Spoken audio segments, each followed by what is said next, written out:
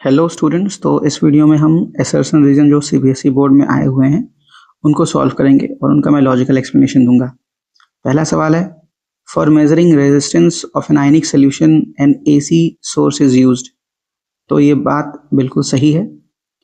ऐसा क्यों होता है? क्योंकि जब भी हम डीसी सोर्स यूज़ करेंगे, डायरेक्ट करंट यूज़ करेंगे, तो उससे होता है क्या है कि जो भी सोल्यूशन होती है उसमें इलेक्ट्रोलिसिस हो सकती है, और अगर इलेक्ट्रोलिसिस होगा तो जो सोल्यूशन जिसका हम रेजिस्टेंस मेजर करना चाह रहे हैं वही चेंज हो गया।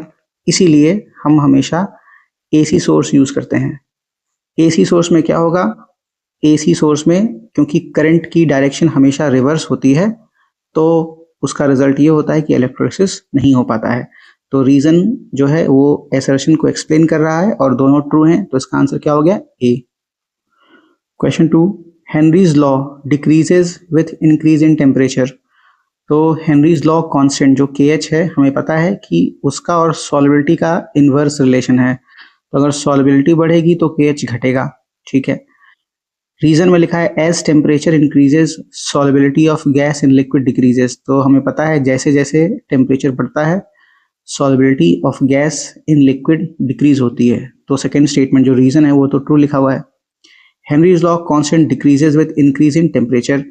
अब हमें पता है कि अगर सॉल्युबिलिटी टेम्परेचर बढ़ाने पे घट रही है, तो अगर सॉल्युबिलिटी घटेगी तो के एच तो बढ़ेगा, और यहाँ पर के एच डिक्रीजेज लिखा है, तो पहला स्टेटमेंट गलत हो गया, इसलिए इसका आंसर क्या हो जाएगा? डी।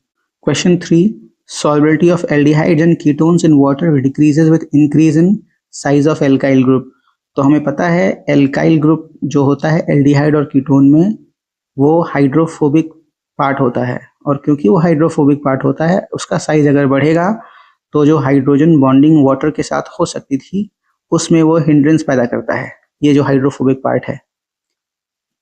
तो पहला स्टेटमेंट तो ट्रू है। रीजन में लिखा हुआ है aldehyde and ketones have dipole dipole interaction. तो हमें पता है एल्डिहाइड या कीटोन में सी डबल बॉन्ड ओ होगा, इसमें ये पोलैरिटी होती है और ये डाइपोल का डायरेक्शन होगा। तो एल्डिहाइड और कीटोन में इनफैक्ट डाइपोल डाइपोल इंटरेक्शन होते हैं।